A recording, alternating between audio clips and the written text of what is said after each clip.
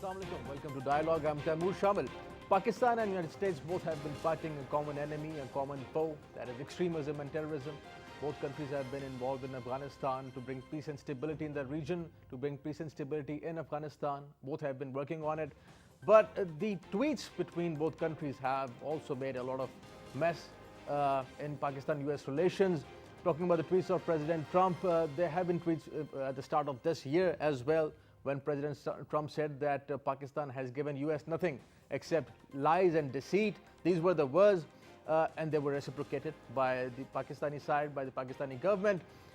Recently, President Trump again, in an interview with an American television, he said that Pakistan has done nothing for the United States. The statements from both sides have certainly affected and hampered the peace efforts done by many Pakistani officials, Pakistani people, by the American people as well, by the American officials as well.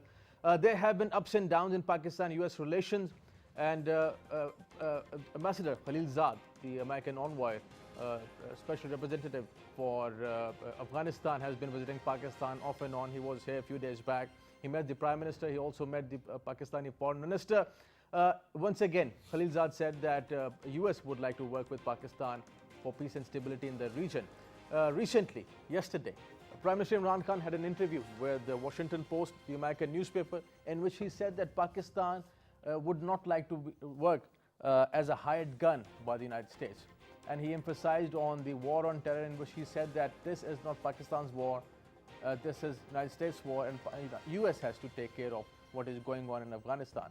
And certainly Pakistan would try its best to work for peace and stability. Pakistan has been doing it earlier for the last 17 years, but it is for the United States now and for the NATO forces to actually emphasize on how to bring peace and stability over there. Today we are going to discuss about Pakistan-US relations in the backdrop of Afghanistan, what is happening in Afghanistan. Also keeping in mind that 17 years on, Afghanistan is still an issue. Afghanistan is still fragile. The security situation is not that good over there in Afghanistan. Still, many terrorist organizations have been operating in Afghanistan, TTP, Jamaat al-Ahrar for that matter. These terrorist organizations have been targeting innocent Pakistanis inside Pakistan and also in Afghanistan. Daesh is the new phenomenon in Afghanistan. How come after 17 years, while US is over there, the NATO forces are over there, Afghanistan is not stable? Who is responsible for that, and how can Pakistan and US move forward with this scenario inside Afghanistan? To discuss this, we have our special guest in the studios. Our first guest is Brigadier retired Saleem. He's an expert on Pakistan's national security and also on Pakistan's relations with Afghanistan and United States. So welcome to the show. Our second guest is Mr. Mohammad Sheraz. He's an expert on international relations and on Afghanistan affairs. Welcome to the show, Mr. Sheraz. Our third guest is Mr. Hassan Akbar. He is director at Jinnah Institute, and he's an expert on Pakistan's foreign policy and Pakistan national security. Welcome to the show, Mr. Thank Hassan you, Akbar.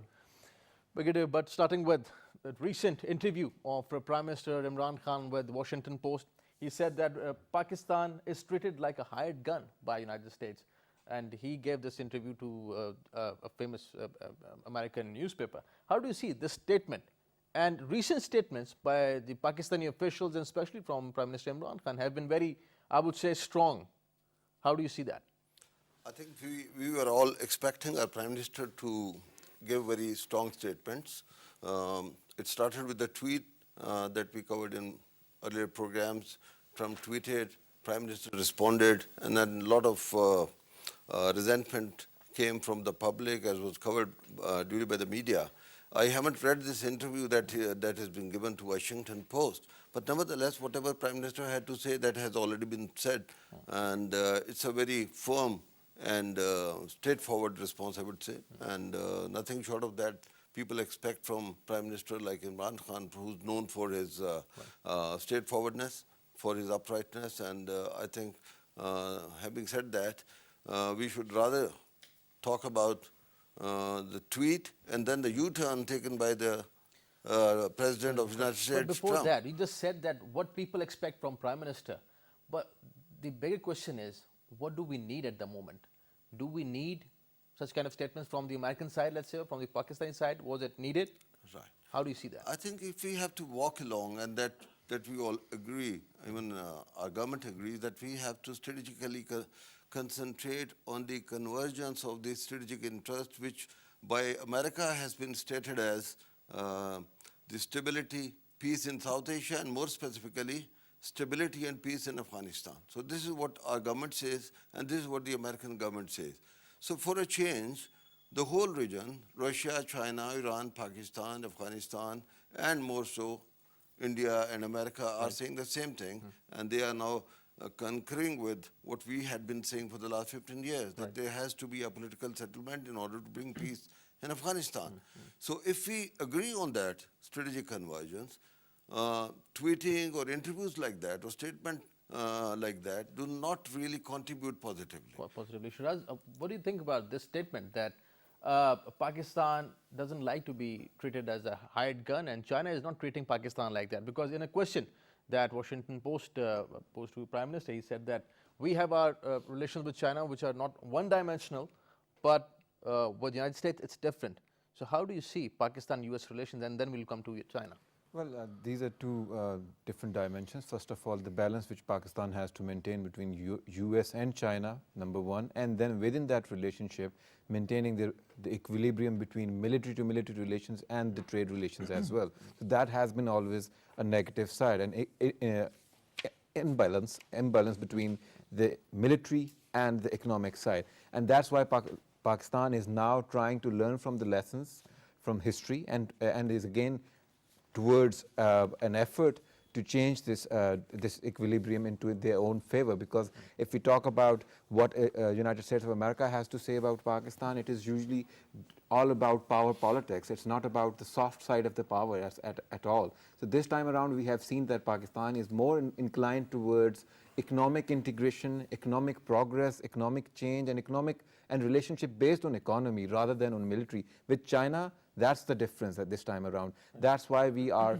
more emphasizing on the economic side of the relationship than on the military side. And the same goes with the United States of America. If we want to resolve the issues which we have over here, it is basically the main objection over here is the fact that United States of America has not been able to cultivate the economic, the soft power within Pakistan, which would have resulted in different, in a different way, which has probably addressed the mistrust. But US has been talking about aid to Pakistan. Aid is not trade. Right. Aid is then again, it gives a different flavor to the relationship. It's a way of traffic, one hand giving and the other hand taking it. It's not interdependence, the kind of interdependence is required. 50% of the relationship is definitely having one partner, but the other 50% is definitely having an equally participating partner as well. So that has been missing in the history between United States and Pakistan. Right. Hassan, Pakistan and US both have been working together for the last 17 years, especially in this war on terror. But still, Prime Minister is saying that humiliating US did not trust Pakistan over OBL's operation. And generally, we see that there is lack of trust. There's trust deficit in the last 17 years. Both countries have been working together. They have targeted many terrorist organizations, but still there is trust deficit. And somehow, Pakistan and US, they're not on the same page when it comes to Afghanistan. Well, I think fundamentally because of the situation on the ground in Afghanistan. For a very long time, America's objectives in Afghanistan were unclear, which is why there was confusion about what America wanted to achieve in Afghanistan. And let's not forget that the war in Iraq and Daesh in Syria took the focus, America's focus, away from Afghanistan and took it to the Middle East. And for many years, 5 years, America was not paying the same kind of policy attention to Afghanistan that it perhaps should have been paying. And during that period, the Taliban, insurgency in Afghanistan gained momentum. They created inroads into Afghanistan. Today, after 17 years, the fact is that the Taliban control more or contest more districts than they have ever before since 2001. Right. That today they are killing more Afghan soldiers than Afghan army can recruit. So it's an unsustainable situation for the Afghan National Army. And since 2015, in this year, has been the highest casualty rate for American forces in Afghanistan. So practically on the ground, the politics in Washington DC had forced American presidents and forced generals also to pitch and continue to pitch this concept that they could win the war militarily in Afghanistan. I think slowly and gradually they've realized that they can't completely eliminate the Taliban, and they're a political reality in Afghanistan. And so now it's really a question of complete withdrawal or America maintaining some kind of presence in Afghanistan. And that's where the negotiation is at the moment, I think. And because Pakistan's point of view about the political realities in Afghanistan was not being accepted globally because of America's preoccupation with trying to win the war, to announce that they had completely changed society in Afghanistan, that they had won the project of creating a new government, etc. in Afghanistan. I think slowly all of that has dissipated, which is why we see more convergence today between America and Pakistan on at least peace in Afghanistan. Even the reports within the United States on Afghanistan, Brigadier, but they're contradicting. They're contradictory. White House is saying something else. The defense analysts are saying something else. Newspapers are saying something else about Afghanistan. White House has been portraying Afghanistan as a country where they're winning. They're winning from the Taliban. But as Hassan is saying, that the majority of the land in Afghanistan, that is also what the newspapers are saying, American newspapers, that is also what the defense analysts are saying, that the majority of the land in Afghanistan is controlled by the Taliban. While this is happening in Afghanistan, how do you think that US is going to push Pakistan for the peace talks with the Taliban? What does US want now from Pakistan? Right. I've written enough in the newspapers, about 15 pieces I've written in different papers on Afghanistan. What does America want there? It's a long subject. Suffice to say that America, whatever aims and objectives and designs they are trying to declare now, they have taken, I think, hundreds of U-turns on their declared strategy by different generals, by different Secretary of States and White House. And you rightly pointed out, there's a lot of contradiction. If you deeply analyze them, they seem to be confused. That confusion is either by design or by nature. It is like that because they have their contradiction. As yet, we don't know who's calling the shots in Afghanistan. Is it their intelligence? Is it their military? Or is it the State Department? So you can observe a lot of contradiction. For example, when Trump tweeted, the immediate rebuttal came from State Department and then from the Department of Defense. Their spokesperson tried to mitigate that kind of situation and the animosity.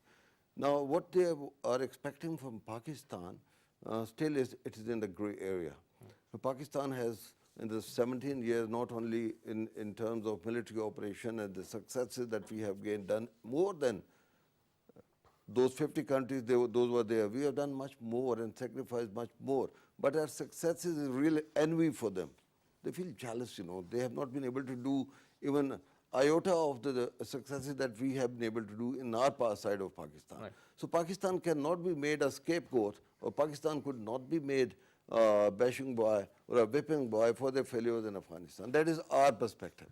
Well, they continue to do that. Even in this letter that has come to Prime Minister, nothing has been said about the economic sanction that they put on us, the military sanction they have put on us. All those applications are still in place. There is no letting up on that. See, on the economic side, the IMF is being used as an instrument. FATF is being used as an instrument. Right. On the military side, say to their own disadvantage, the president put a sanction on even the military exchange of military courses, which was to actually their advantage, not as much for Pakistan. That's not happening anymore. Right. So all those things having done that, even this letter does not give me any pleasure, as people are trying to project that, oh, something very nice has happened, Trump tweeted and now he's compelled to write to us. But this writing may ultimately be misused, right? It may sit into the narrative of Pakistan making a scapegoat once again. And still, because they are under constraint that before 2020 presidential elections, Trump must be able to deliver something that with some face-saving formula in place, they should be able to exit. But a lot depends how much US is ready to give as per the demands of the Taliban. Right. What is the stature and acceptance of Afghan government? Because previously Taliban refused to talk to them. And they always said that we would directly talk to the US. Now Taliban has... They still maintain that, by the way. Right. So They want complete exit of US forces and allied forces from Afghanistan. Right. They want return of all the prisoners from the Gitmo. That is still in place. Then they have number of other demands. So as long as US is not delivering on those, how could they expect Afghanistan or Pakistan to deliver on anything? And, Mr. Sheraz, there's the same mantra that is going on from the United States side. While US wants Pakistan to do more and bring Taliban to the negotiation table, still they continue that mantra of safe havens of terrorist organizations in Pakistan, and also they have been talking about this whole thing. How do you think that Pakistan should respond to the United States in this situation while we're talking about peace talks with Taliban and the mantra is going on, and then there are tweets and all those things? How do you see it? It's a part of diplomacy. Obviously, United States of America is a stronger partner in this partnership, and we have to consider that.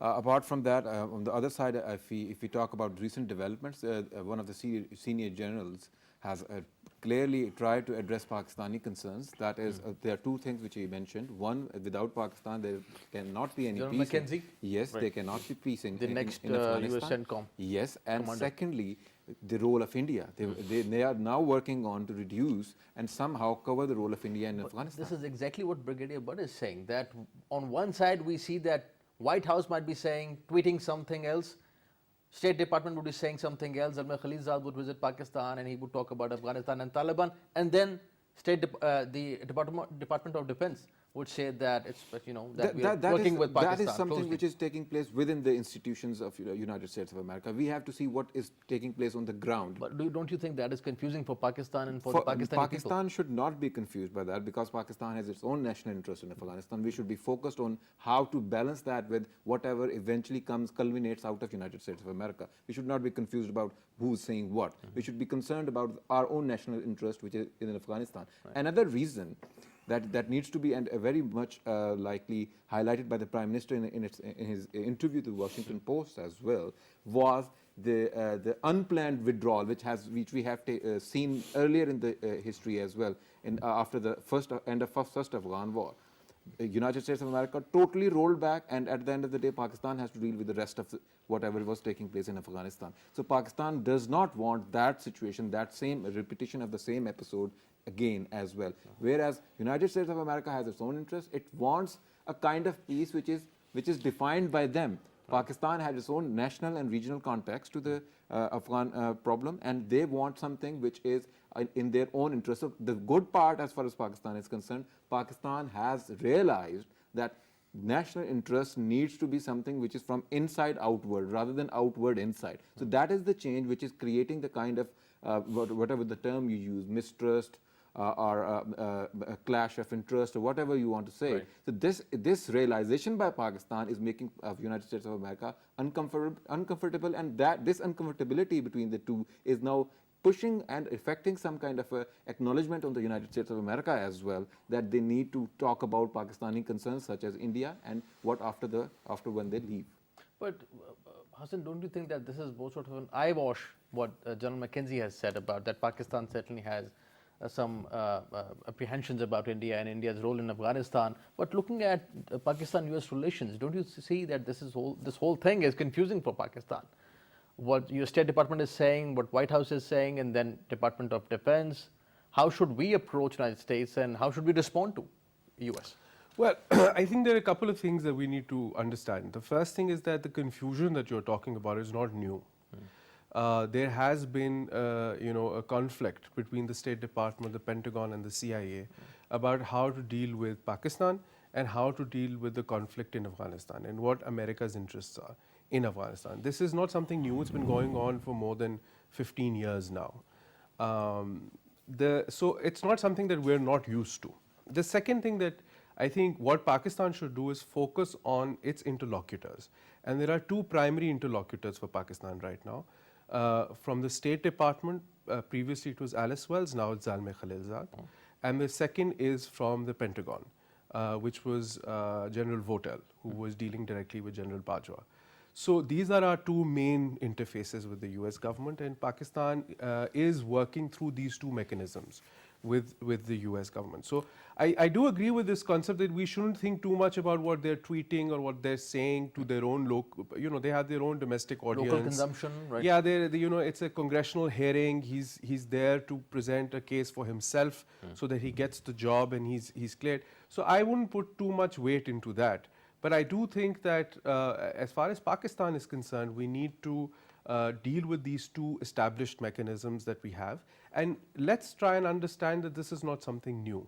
Let's remember that during the interim government in Pakistan, the Foreign Office, led by the Foreign Secretary and the GHQ also, when Trump announced after Trump announced his South Asia strategy, they've created a lot of momentum with the United States to recharge a relationship which was very quickly becoming difficult.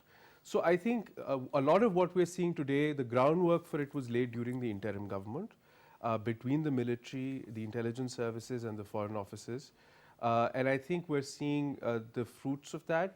And yes, America does take U-turns on their policy, but right now it seems that there is some amount of commitment to at least explore talks and peace.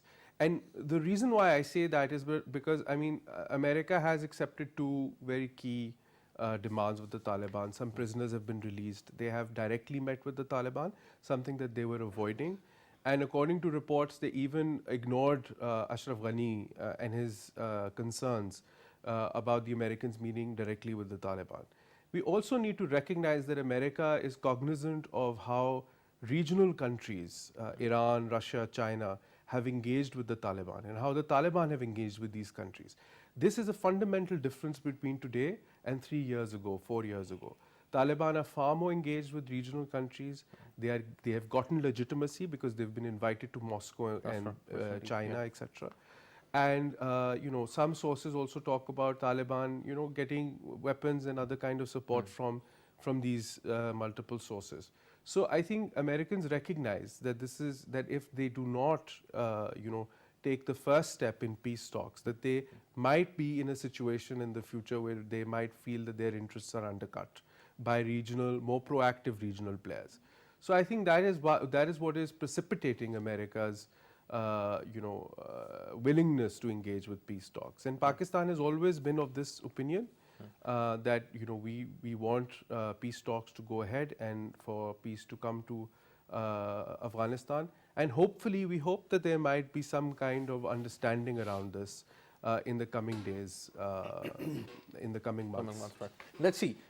Talking about this Twitter war, Brigadier, but Prime Minister said that he clarified that this was not a Twitter war. In fact, he just wanted to set the record right with the United States. So what our other panelists are saying, Hassan and Sheraz, that the tweets are for the local consumption, but Pakistan and United States, I assume that what they're saying is that they're on the same page when it comes to State Department and Foreign Office and Pentagon and GHQ perhaps.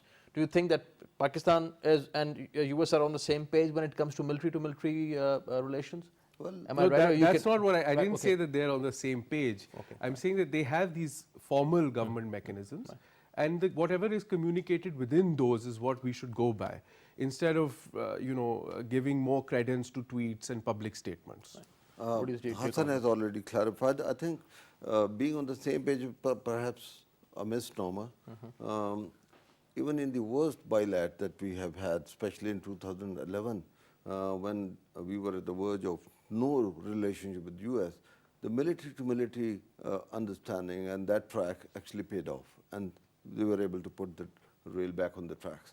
But as of now, after not paying the coalition support funds, all military assistance stopped. So those relations are not unlike they used to be in the past. Now the other difference is, as Hassan and Sheraz pointed out, that now we have a different political structure in the country. We have different personalities now dealing with them, and obviously commanded by the skipper himself. So he takes it as a pride to respond immediately. In one of the other programs, I said perhaps it would be more prudent that instead of Prime Minister, it should be the Foreign Office spokesperson who should be saying that, because that gives you better leverages in by maintaining bilateral relations. Having said that, let me also, in addition to what Hassan was trying to point out, Taliban now have much more leverages on US than they used to have 4 or 5 years ago. The Moscow factor, the China factor, the Iran factor, now everybody is engaging Taliban. The Qatar being one of the venue, and then Moscow conference. And they have been gaining credibility. Right, so that legitimacy and that credibility that they were looking for, they have already gained that. From the beginning, Taliban believed that they will always be able to time out America. If America has the watches, they would say we have the all the time, right? So they have proven it by their chivalry, by their robust fighting, which is, for me, it's an insurgency. They are fighting an occupation forces. So for them, it is a kind of war of independence that they want to do. But having said that, I think let's not lose sight of the fact that Afghanistan for the last 200 years has been an arena for the great games. So this is one of the new episode of new great game playing by the same old rules. Only some players have changed. Now instead of Tsarist Russia or old British Empire or Soviet Union or British China? Empire, or now America versus Russia, now it is America versus Soviet Union, now it's America, China, Russia, everybody's there. So now arena has much more robust player in the arena, so that makes it very complicated affair, really. So it's not touch and go kind of solution that they're looking at Pakistan, that they will be able to convince the Taliban, but well, Taliban are not under our command. They don't listen to you fully, they will only listen to you as long as it suits them. So Pakistan solely, in my view, should not be taking any responsibility upon itself that we'll be able to deliver this. You know, in the past, refer to that Murray dialogue, we had been able to bring the horse to the water, and who fired the shot to make the horse berserk? It was the American intelligence themselves. Look at what they did in Quetta when they killed the Afghan leader. They have done it twice already. When we were at the verge of making them sit on the table, and it takes enormous effort by the whole government of Pakistan, not by anyone institute. So we have been very sincere. But when you look at the puppet government sitting in Afghanistan and their puppeteers who roam around the whole globe, I have never seen even an Indian as offensive against Pakistan in the international arenas and the forums as you will have the Afghans. The kind of bashing they do against Pakistan, the kind of accusation they level on you, these are very big hard for the government of Pakistan to still cooperate with them. And we are still cooperating. But still, you rightly pointed out, but Sheraz, many people in Afghanistan, they don't accept that propaganda that perhaps some of the elements are doing inside Afghanistan against Pakistan, because young people now in Afghanistan, they have stopped buying that whole thing that what is happening in Afghanistan is because of Pakistan. They have been asking their government to prove if this was carried out by anything was carried out by Pakistan. Kabul government is now being questioned by its own people, by the young people especially. How do you see that? Well, obviously, then again, the change is there. The new generation will obviously question everything, for that matter. In one of your previous programs, that's what we discussed. Pakistan needs to put more effort into the youth in the field of education, in the field of skilled trainings, labor force for that matter, and then to reflect that as well on the media. That is where we have been lacking for regarding Afghanistan. Yes, what are we doing for Afghanistan? That needs to be shown to the people living in Afghanistan, the youth especially, because it's time period where they are constructing new ideas. It's a deconstruction. Earlier it was a construction, then deconstruction, and now there is a new construction. So it's the right time for Pakistan to propagate what it has done for the people of Afghanistan, and what people of Pakistan has done for the people of Afghanistan. So that needs to be highlighted. So yes, there is change, but obviously this is much bigger game than what we think of it. It's not a national thing, it's not a regional thing, it's a global effort, as this region of the world, the Asia region, contains 48% of the world population. And then the changing dynamics of world politics, the new world order kind of slogans, and then the kind of emerging China and challenging United States of America this region will obviously have challenges such as Afghanistan, because this question then again was asked earlier to the Russian diplomat by me regarding how will you balance your relationship with the West and equally at the same time the challenges that our region faces. So now we are seeing a move up towards a resolution by the regional actors, and that's why what is pressurizing United States of America to step in, to chip in, otherwise it will lose its ground. But Hassan, don't you think that there are a lot of pressures from United States on Pakistan? Taliban, security in Afghanistan, security in Pakistan, do more, tweets, and then India in Afghanistan, and all these things. How do you see that? How would Pakistan bring up all these issues? Because in this recent interview with Washington Post, Prime Minister talked about India, and he also talked about Pakistan's efforts, peace efforts with India, and India has not been reciprocating that. US wants to give India a larger role in Afghanistan.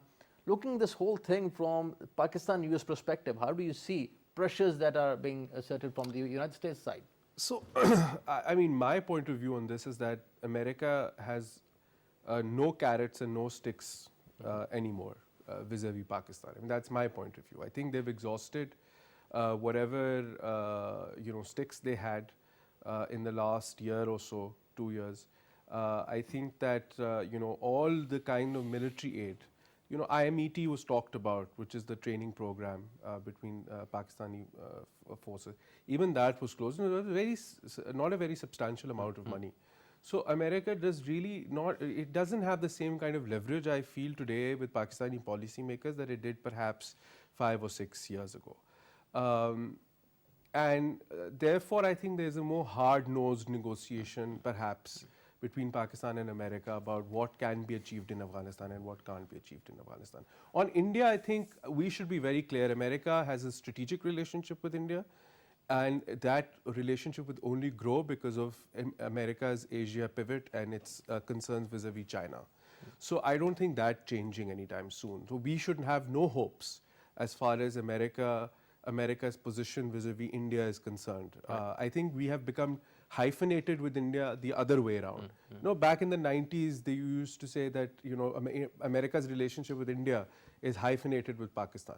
But today, America's relationship with Pakistan is hyphenated because of India. Many of the things that we are facing, for example, NSG, America's lack of support at NSG and their support on terrorism and including some names in their joint statements, etc., is because of Indian pressure on Even America. FATF, many people think Even that. FATF. So I think we should come to the realization that that ship has sailed. Right. Now, can we develop a relationship with America that is between US and Pakistan?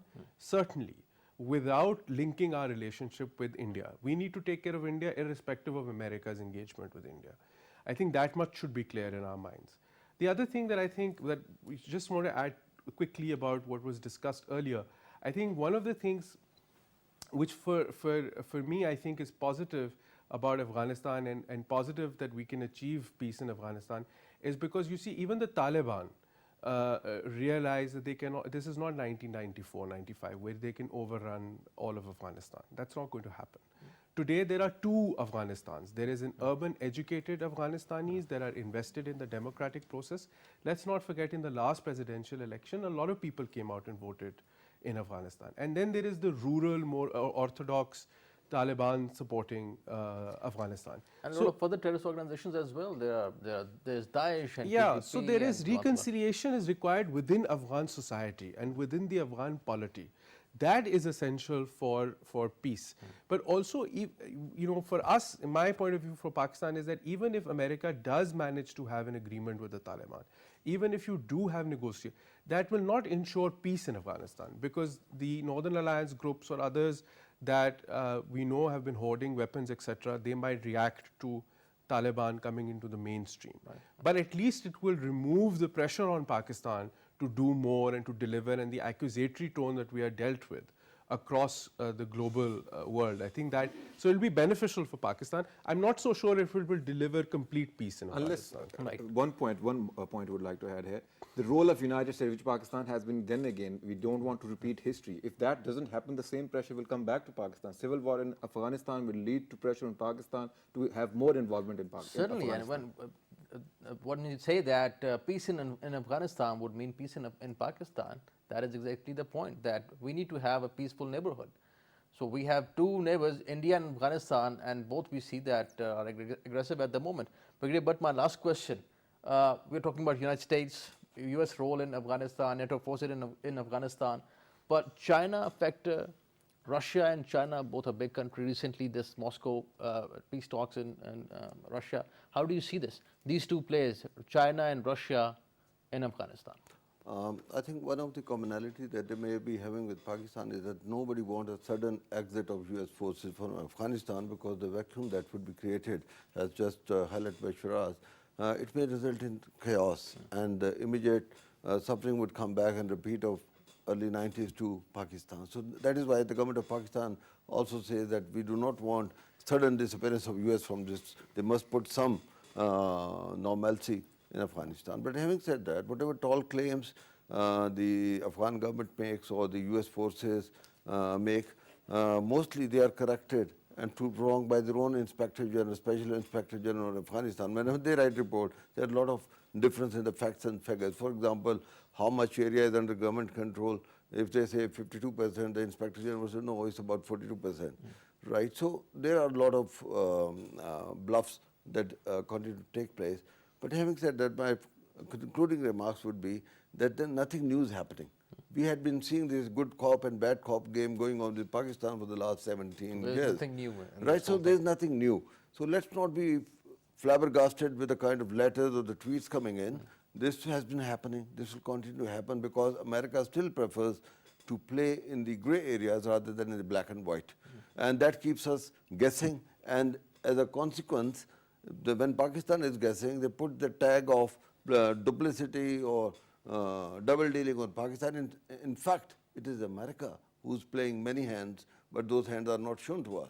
So Pakistan has done so much that I, as a soldier, feel constrained that having sacrificed 7,000 soldiers and 35,000 civilian lives and so many wounded, around 80,000 overall figure, 123 billion plus economic. Which other country has suffered so much? So they should feel actually ashamed when they mention a figure of 20 billion or 33 billion, which again is a wrong figure. The actual figure is far lesser. It's, as Sheraz was pointing out, giving by one hand and taking by the other hand. That kind of thing had been happening. It was not cash rather than in kind that had been given. So if we have to move forward, my suggestion to the government would be that they should put it in black and white.